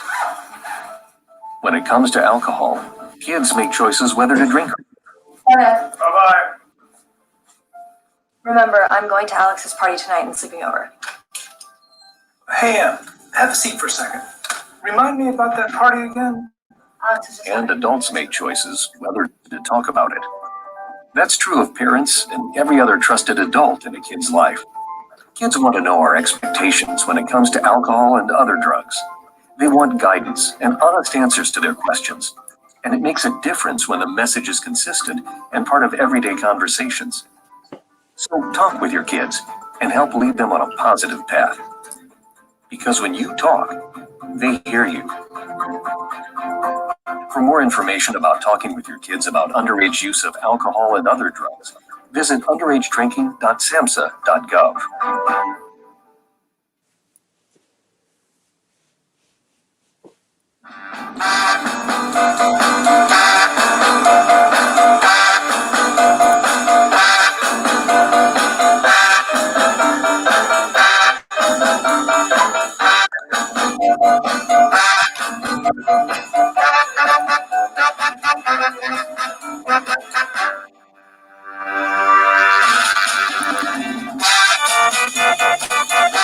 Good morning, everybody, and welcome back to the Mac and Jack Sports Show. I'm your host, Mac, with my and your co-host, Jack Hirsch. We're here on our Sunday football preview show, one of my favorite shows during the week, Jack, and where we line up and we talk, about the games and everything that affects the world of sports somewhat. We're a little different than most. We're not just going to come in and break down all the games for you. We're going to tackle sports. You like my pun tackle there, Jack? Cute. Yeah, great. So we come out and we talk about sports, but we are going to be getting to our picks for this week, like the other shows do, and our picks are always better than the other shows too, Jack. Just to let you know. So we did have some comments on the show so far, Jack. We have a lot of loyal people that come out and they listen to us and then they view us and they do post comments. Keith Angle, one of our weekly guests from PGI Sports Talk, great guest, great show. He said happy Sunday. And then, of course, we got a new one, Buck Flair. 49ers can run the ball. Bad news for the defense of the 49ers. It's a good point. Defense on Buffalo has been hurting a little bit this year, Jack. Yeah, 49ers, like we mentioned earlier, they just could be that one sleeping giant in the NFL. They're 5-6. They really can't afford to lose any more games, but they upset the Rams. And as we said, they're getting Jimmy Garoppolo and George Kittle back in a couple of weeks. If they can hold on and those guys come back. If they get a wild card. Yeah. If they sneak into the playoffs. Yeah. One way or the other, they're going to be very tough to beat. Yeah, Super Bowl team last year. One of our loyal listeners, Dean Coleman, they heard that they were activated. So in some of the players that were out, they were activated. So we'll see what happens. I didn't realize they were activated today. I thought they were a week or two away. Well, he's Kittle. Okay, good information. We'll see. Tua, of course, we're talking about Tua. Buck comes in about the setback, which he's correct, and the thumb injury that he has. And as I mentioned to Jack before, that a lot of quarterbacks get hurt and injured during the year, and they play through it. We'll see what happens. Hopefully, well, he was doubtful yesterday, too. Right. I don't think they made a firm decision. I mean, unless they made it last night, this morning, and I didn't hear about it. Right. I mean, the thumb injury has been his whole back. That's why they said he may not play. And again, I pointed out that Matt Stafford actually has pulled ligaments in his throwing hand, and he's playing. So, I mean, there's a lot of injuries we don't know about too, Jack, where they sprain their thumbs. I've played injured before where my arm was hurt, and it's something that you've got to learn to do. If it's in your throwing hand, it's different because it's how you grip the ball. Your shoulder, your arm could hurt. And then it's a question how much pain you can withstand. But if you can't grip the ball in your quarterback, it's a major problem. Great point. And we do, for those out there, we do have some sponsors for the show. We do have BST cards and breaks. They're over on our website at macandjack.com. A direct link to their site where they're selling a lot of things as far as cards and breaks and jerseys that are signed. If you mention the code MACJACK, which is MACJACK, you get $10 off. They're already low prices, and they have some big giveaways, Jack. We also have Fanatics that has a great store with all the teams from the NFL, NBA, MLB, and NHL, and they have some great deals over there with Christmas coming up and birthdays and such. Go there and check out their stores and make a purchase. I mean, you're going to get it. You don't have to worry about going out and fighting crowds or COVID. They'll send it right to you. So we're going to get back to the show. I don't know if we have enough time to do the coaches test, so we'll put it off for a week, Jack. As you know, we've been going over the line, and we'll continue with the line. And in the next, I thought we were doing that with Byron Williams. The you keep trying. He could expand on this classroom knowledge that you want to impart to the audience, myself in particular. You keep trying to push it off on Byron. I mean, I know you're trying to teach me the intricacies of football because I'm just a fan. I haven't played the game. I don't count when I was in these youth service leagues. And I was played out of position at guard for a couple of practices before quitting. Byron was unavailable to be my offensive coordinator, so I had to take you, and we have to build that team. But we'll get to that at another time. First, we got enough time to go over some of our picks and who we think are going to win these games. And we're going to start off with the Saints and the Falcons, Jack. The Saints are right now favored by 3. The Falcons are playing good off and on. The Falcons always beat the Saints, it seems like, once out of the 2 games they play during the year. Who do you like in that game, Jack? I like Atlanta. They're coming on with a late great rush, and as mentioned early in the show, there were a number of games early in the year they could have won. And I know I've used this cliche a number of times. We all do. A team's better than their record indicates, and the Falcons are 4-7. In reality, they're more like a 7-4 team. And with Taysom Hill as the Saint quarterback, I mean, I'm not sold on him. I'm really not. It's odd with the New Orleans Saints. They're the one team that their great franchise quarterback, Drew Brees, is out. And whoever backs him up has just been winning. Last year was Teddy Bridgewater. Last week with Taysom Hill, they won. So the Saints find a way to get it done. But I think the Falcons, records withstanding, are basically on the Saints level. And I think the Falcons are going to win today.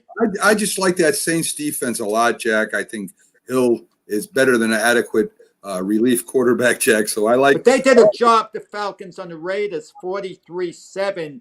Have the Falcons finally showed up this late in the season? And is it too late to make a serious playoff run? They got to run the table. They got to win 5 in a row. Yeah, I mean, listen, I just think the Saints have enough to beat them this week, but we'll see. I mean, Falcons got a good shot. The Lions and the Bears, Jack.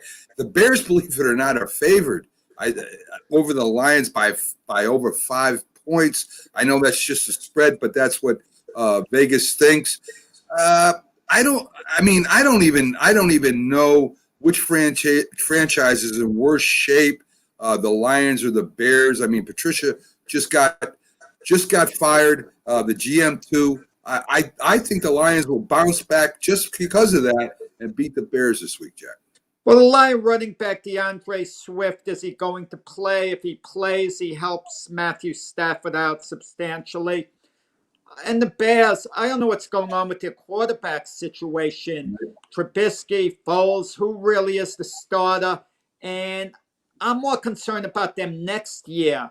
I mean, what is their plan? If it's to come back with Trubisky and Foles again, something is off. The Bears are 5-6. They had been 5-3. They've lost their last 3 in a row. And it's I just don't know what the plan is there in Chicago. And they still have a good defense, but there's no real direction. Will Matt Nagy be back as the coach next year? More question marks than anything else remain with that team. So who you got, Jack? You got the Lions or the Bears? Let me tell you something. That's, in a way, to me, a who cares game. But with that said, I'm going to think that I'm going to go with the Lions to go into Chicago and actually win the game. They have a new coach, an interim coach, who's telling the team to just go in and have fun. And in a game like that, it's a fun game because all of a sudden the stakes aren't as high. So I'll go with the Lions to spring an upset. Okay, we covered this with Anthony, the Browns and the Titans. Listen, they both got great running games. I mean, you got the Train and the Titans. You got 2 very good to great running backs on the Browns. I think the defenses are almost equal. I think the Titans maybe a little bit better. Garrett's coming back with the Browns. He's a big force on defense. I just like Ryan Tannehill better than I like Baker Mayfield. Yeah, I think the Titans are going to roll in that game, win something like 28-7. And the Browns have a great running game that you could argue with Nick Chubb, Kareem Hunt, that could match the Titans' running game with Derrick Henry. Derrick Henry, I can make an argument, is the most valuable individual player in the league outside of the quarterback position. Let's forget the quarterback position, because it just seems whenever Derrick Henry's at the top of his game, the Titans are a different team, a much better team. I'm voting. If I had a vote, and when they call me, and I'm voting for Derrick Henry as most valuable player this year, Jack. That's how you want to know something? I tend to agree with you. Patrick Mahomes is going to get a lot of votes.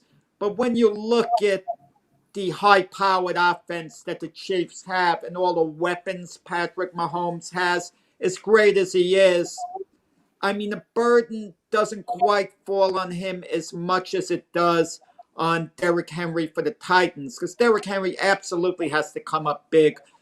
Patrick Mahomes, even though he isn't a game manager, he could afford to be a game manager from time to time, with weapons like Tyreek Hill, Sammy Watkins, and and a few others. Sure, definitely. The Bengals and the Dolphins. Listen, I think that Fitzpatrick plays. I think unless he has one of his known to be bad games, that the Dolphins should cruise against the Bengals, Jack. They should. The Dolphins should win very easily that game. Call it 33-7. I look for the Dolphins to really come up big. The Bengals should have had a plan in place with a decent backup quarterback for Burrow, and I wonder whether they could have persuaded Andy Dalton to stay. I like the idea of a quarterback drafted highly playing immediately. But early in the year, when it was obvious the Bengals had a terrible offensive line and Burrow was getting beaten up, maybe Dalton should have just been in there that particular year. And Burrow would have understood this is a transitional year until we get our offensive line straightened out for some type of protection. And so you wonder what the plan's going to be next year, because Burrow might be ready before the season begins, or he might get delayed till around Thanksgiving time next year. We just don't know. So you wonder what their quarterback situation is. But it looks like the Bengals aren't going to be good the rest of this year and aren't going to be good next year either. You got Washington at the Steelers, Jack. This is my underdog pick of the week. I think Washington has enough to beat the Steelers, who don't have their starting running back. Ben Roethlisberger is hurt a little bit and limited like he hasn't been in the past. Washington's got a great defense. I think they got enough offense to put some points on the board. I like Washington. I was thinking that way before the Raven game, taking a peek ahead, but it's not going to happen for the simple reason the Steelers were so bad in their last game against the Ravens. They got the W, but they were terrible in all facets of the game. Mike Tomlin got on them hard. They're going to correct that, because the Steelers are smart enough to know it's not just about winning now and all this unbeaten nonsense. They're going to have to run into the elite teams in the playoffs, especially the Kansas City Chiefs. And if that Raven game last week is any indication of how they could slip up from time to time, they could suffer a devastating loss in the playoffs. So they'll straighten out against the Washington Redskins, maybe not win by such a big score, but they should be able to control the game and, win something like 17-10, 17-13. Okay. The Colts against the Titans, I think this is going to be a good game, Jack. The Texans have been playing very good on offense. They've always had a solid defense. The Colts are, they're in the mix. I mean, they got a great defense, a great running game, and Rivers is playing well enough for them to win. I'm not. I've gone back and forth. I've thought about the Colts winning this. I'm gonna take the Colts. Yeah, I'm still trying to make up my mind. I'll take the Colts too. It's interesting. The Colts are getting it done, and I don't know how. Their great wide receiver Ty Hilton isn't having a good year, yet they're spreading the ball all over the place. Their attack is really well balanced, and Houston's primary wide receiver Will Fuller was suspended for 6 games for substance abuse there. And what's going on with the Texans this year? They even let go of their PR person who was female, yet the groups are mad at Chris Collingsworth more than they are that. And even J.J. Watt, he was mad she was let go, saying she was doing a great job with the PR. And he's the most respected voice in that locker room. And the Texans, I just don't get all year long. This has been, I don't want to use the word turmoil, it's been dysfunction. And the Colts are genuinely a very good team. So I think they do win this game. Let's call it 24-21. Okay, let's pick up our picks so we get to spend a little more attention on the locals. I like the Rams against the Cardinals, Jack. I just think the Rams have the Cardinals number. Yeah, the Rams, it'll be a bounce back week, losing to the 49ers. The Cardinals have been slumping as of late. I'd love to see DeAndre Hopkins against Jalen Ramsey if we could get that one-on-one matchup. That would be great. We also got the Broncos and the Chiefs. I don't see any way if the Chiefs are playing just 80% that the Broncos can beat the Chiefs, Jack. Yeah, Drew Lock is back as the quarterback for Denver after the whole COVID thing. Kansas City has too much of everything for Denver. They'll win decisively. I think so too. So in the locals, Jack, let's start at the Bills. The Bills against the 49ers. I think, as I talked to Anthony about, I think this is a big statement game for the Bills because I think the 49ers, even with their backup quarterback right now, are still a very solid team. If the Bills take care of the 49ers like they should, I think the Bills have a good shot at maybe even getting to the Super Bowl this year. If they don't beat the 49ers, I'm kind of lost a little hope in the Bills this year. I'll tell you, it's an intriguing game because have the 49ers finally shown up this year, and can they resemble the team they were of last year? If that's the case, they'll win the game, and I think they are going to win the game. I know the Bills are favored by 3 points or so, but people don't consider the travel aspect in picking a game. The Bills have to travel from Buffalo out to the West Coast, okay, right, to play the 49ers, and it should be, a close game, and I look for the defenses to basically control that game, and I'll go for Niners to squeak out a win, something around 17-16.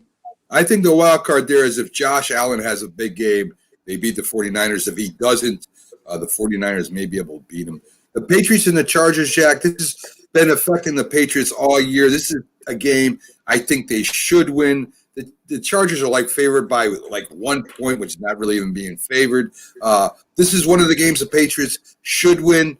They've beaten better teams than the Chargers. If they lose against the Chargers, it just goes to show me that they're not going to be a wild card contention. They're going to finish maybe 7-9 and not make the playoffs this year. This is a game the Patriots have to win. I'll tell you, a lot of people picking the Patriots because they are the New England Patriots. We look at the Chargers record 3-8. So on the surface, we all like the Patriots. But the more I think of it, I think the Chargers are going to upset them. Wow. The New England secondary that has a ton of talent. Nevertheless, they're old and they've been struggling. The return of, Sony Michel as the Patriot running back should help him somewhat. But I kind of like Justin Herbert to have a big game. And Joey Bosa's talent on that team, on the Chargers, has been wasted. But I look for him to have a big game today. And the Chargers to win something around 24-21, a tight one. Wow. The Eagles and the Packers, this is your underdog pick. Yeah. The Eagles, dysfunctional from the coaching staff down to the players. Their defense isn't dominating like it normally does during the year. There's a big question mark on Wentz and and what he's thinking. The play calling has been crazy. I'm watching the games and my mouth's open because everybody thought, of course, Dallas and the Eagles were going to be the class of the league. And the Eagles just look awful. And they can't blame it on injuries this year, Jack. I mean, they say they had some injured linemen, but they went to the playoffs last year with third receivers. I mean, and not their starting tight ends, and they still made the playoffs last year. And I really respected the coaching staff last year. This year, I don't know what happened. It's like they, somebody else is in their position this year. I don't know who's calling the plays, why they're calling the plays the way they are. They got a unique running game with two quick backs that are, one of them is like in the top 5 of yards per carry. They're good out of the backfield. They don't use them enough. I just don't know what they're doing over there. I think the Packers, if their defense can play well, man, I think they're going to destroy the Eagles this week, to tell you the truth. Yeah, the Packers have been on cruise control. They haven't been destroying people. They've been doing enough to win. Okay, they're 8-3. It's like they're coasting into the playoffs, figuring they could then turn it on at that time. I'm not saying that's the intention, but that's reflected in their performances. With the Eagles, no team in the NFL has the turmoil that the Eagles do. Day in, day out in the national spotlight. And the players have to be sick of it, and they need a reprieve. And by beating the Packers, they quiet everyone down for at least that week. They have a week apiece, okay? Who wouldn't want to have that?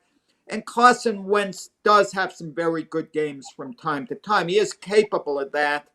And I have a feeling this is going to be one of them. And the Eagles have always played the Packers well in the past, and that's Aaron Rodgers-led teams. I think they're going to go into Green Bay and they're going to pull a surprise, win 26-23. Wow, that's a heck of an underdog, Jack. Man, I hope you're right. I hope the Eagles play well, but it's just not the Eagles I've seen over the last few years. So we'll see what happens. A few weeks, you mean, not a few years. No, I mean over the last few years, the Eagles have been very competitive. They won the Super Bowl 3 years ago, Matt. That's what I'm saying. And even last year, Jack. Yeah. Even last year, they were competitive. And they got in the playoffs the year after. It's fallen apart this year more than any other. It's been they haven't been able to stop the negativity. That's the thing. The negativity's gotten worse and worse and worse. Very true, and it just surprises me. So the Giants are playing the Seahawks. No Daniel Jones. They list him as doubtful, Jack. I have a feeling they're not going to play him. The Seahawks are big favorites. I didn't pick this game. Of course, I'm a Giants fan. I'm not sure what's going to happen. Their defense has been playing lights out all year. Their secondary has been playing great. Their run-stop defense is one of the best in the league. They do put pressure on the quarterback now. You got Russell Wilson over there, and we got Colt McCoy. The only chance I think the Giants have of winning this game is to really be able to run on Seattle, control the clock, limit Russell Wilson's chances of touching the ball, and when he does touch the ball, have really good coverage on the wide receivers. I don't know if they can do all that. I really don't, Jack. I would love to see the Giants pull off upset here, but I don't know. I think the Seahawks come away with a win. You said it perfectly, Mac. I mean, everything you say, I agree with. I think the Giants have to really come up big on defense. They have to be able to contain Russell Wilson. The Giant linebacker, Blake Martinez, I mean, he's very underrated. Doesn't get the recognition he deserves. The big matchup of the day to me is James Bradbury at cornerback. He's going to be guarding DK Metcalf. Is he going to be given one-on-one responsibility? Bradbury's had a great year, but this in a way is a test. How good are you really? We know you've been playing well, but now you're really going up against one of the best receivers in the NFL. And we'll see if Bradbury comes up big this game. Then you have to look towards him as being like an all-pro caliber corner. Yeah, I mean, listen, I think Bradbury, I think there's 4 players on the Giants defense that are up for Pro Bowl consideration. That's the most in a long time by the Giants. I have a feeling, Jack, they're going to double Metcalf. That will leave. I'm trying to remember. I have a brain freeze. The other receiver is going to. I forget his name right now. It's in there. It just ain't coming out. Lockhart. There you go. I think that that may lead to Lockhart having a big game. Russell Wilson is just he's magic back there in the pocket.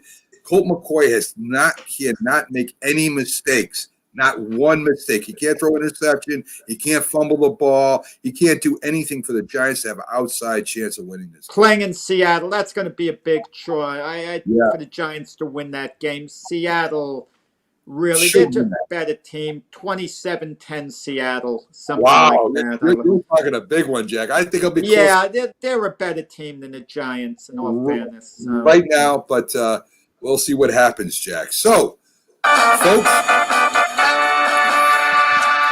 our Sunday show comes to a close. I want to thank all the people that joined us, the great guests we had on today, Anthony Cervino and Robert Butler. All the comments we got today, it's great to hear from you guys out there. We'll be back Wednesday at 8 o'clock, 8 to 10, Jack. We got a couple days off to do some stuff, work behind the scenes. We got some big guests lined up for next week, maybe a real surprise guest. It'll be excellent if that comes through. We'll try to bring you all the greatest guests and information we can here on the Mac and Jack Sports Show. Jack, have a great day. Enjoy all the games. And we'll see you on Wednesday, Jack. Guys, enjoy the games, everyone. Have a great Sunday.